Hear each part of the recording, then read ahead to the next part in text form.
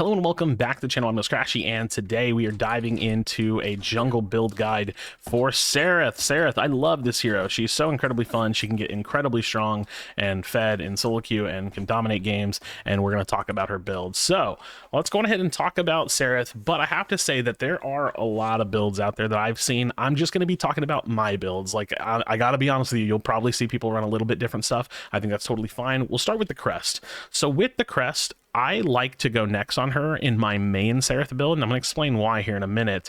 But to quickly talk about other options that I think are great, I actually think Ordis is very good on her.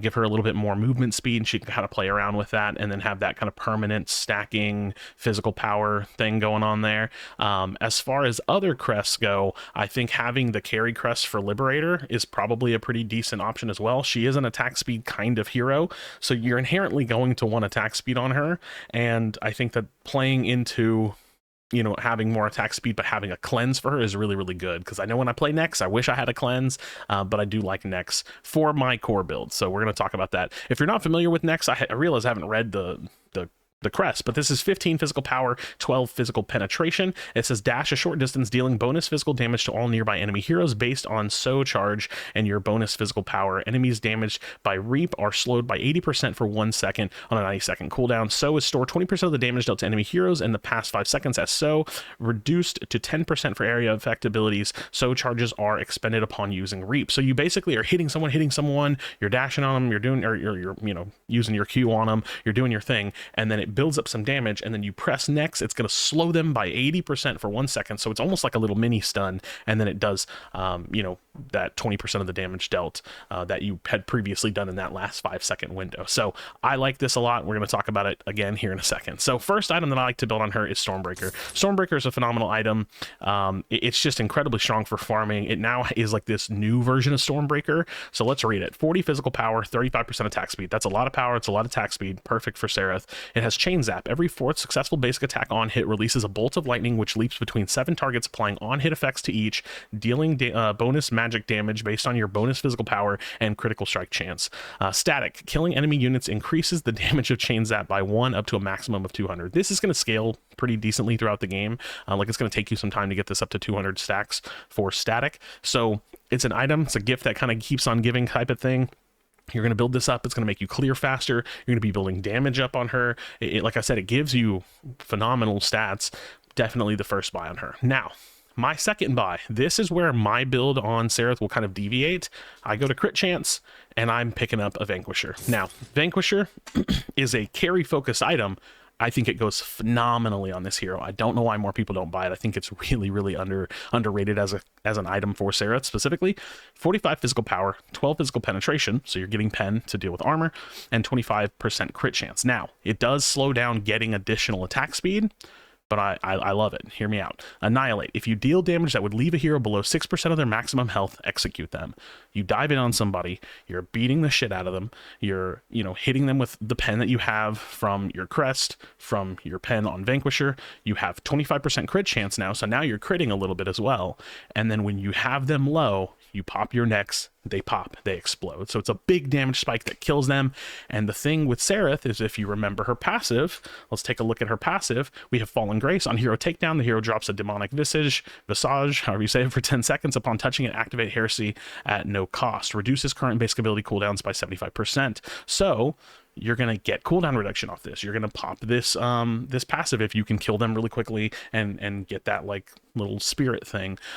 It just plays into her kit really well with the passive, because you do want to be executing people, you do want to be killing them. So this is almost always how I will start my build, and I've been experimenting with a second buy. Now, I will say that normally, I've been experimenting. Normally, I'm going to put a Sky Splitter in this third slot. Sky Splitter is a phenomenal item. It is 30 physical power, 35% attack speed, so more of the stats that you want. Rend, basic attacks deal 2.5% of the target's current health as bonus physical damage on hit. And then you have every fourth successful basic attack on hit against the same target within 6 seconds deals 5% of their maximum health as bonus physical damage. Now, the thing to note on this is that it says current target. It doesn't say like enemy hero. So you actually can use this to shred objectives. Like this passive is going to work on objectives. It's a very, very good like anti-tank weapon for that as well. If they have a lot of health, you're going to pull through that health a lot faster. Like I said, I'm experimenting between Sky Splitter and Bone Seeker. I think Sky Splitter is more consistent. I think that it's better, but I do like the concept of Bone Seeker, so I'm just going to touch on it really quickly. 30% attack speed, 300 health, which is nice because she is kind of like has to get in there. 10 ability haste. Haste is nice too. And then you have the, essentially, you can build this up to 20% increased damage. This is not 20% increased physical power. It is when you are hitting the same target. If you're focused on one person building up the stacks on this, you're hitting them for 20% increased damage if you can build that up. So I do think that it's probably not the most consistent item on her. I do kind of like it. I like it because it gives health and that kind of front lines for her. The biggest thing I hate about Bone Seeker is getting it online. Like while you're building it, you're not getting any more power. You're just getting some attack speed, and then you get the composite bow and it gives you the on-hit damage, but you're really just not like building too well. Like building into this, it's just not the best. So like I said, I think Sky Splitter is more consistent, and that's the direction I like to go with it. Now, next, my 4th and 5th slot items, I think it's up to you to decide how you want to pick them, but I like Citadel and I like Basilisk. I do tend to push these items back on her, whereas normally like on a Bruiser, I would buy these a lot earlier because I'm trying to get her damage online. I'm really looking to get her damage online, and all things considered, if the game is really, really even, like you're having a really even match and you feel like you need a little bit more health, more armor to survive, you can push this 3rd slot back. So you have to kind of know that like this build kind of pivots on the core 2 slot items, and then 3, 4, 5 is a little bit variable, but this is essentially the build. If the game's going well and I'm starting to snowball, I will absolutely slot either the Bone Seeker or the Sky Splitter here.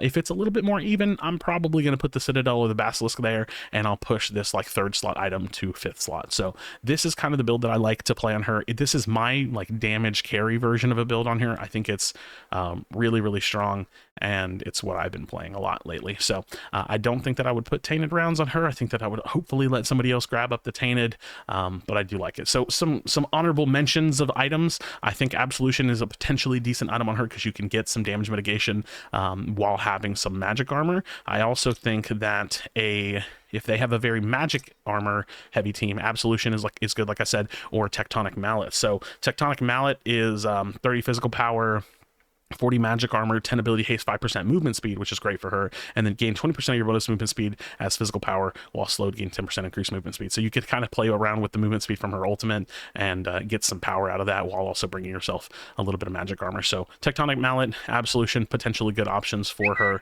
I haven't really experimented with many tank items. I don't think that I would pick up a Broken Will because you're not really building much health on her or anything like that. But yeah, that's about as tanky as I go on her. I haven't really dove into much more tankiness, so just a little bit of health and armor items. I mean, Citadel's just great for diving in there and reducing their armor. So this is kind of the build that I'm playing currently. Like I said, I think that if you are going to go with a Liberator, you can move the Vanquisher around or not build it at all. But I tend to play around with Vank and Nex. It's the same thing I do with Kalari, essentially. It's just that big execute damage, and yeah, this is the way that I'm playing her. So I'm trying to think if there's any other potential items that I want to bring up on her. Not really. I see people build Kingsbane from time to time. I don't think it's particularly that great on her. I don't like Lightning Hawk for like chasing and trying to slow particularly.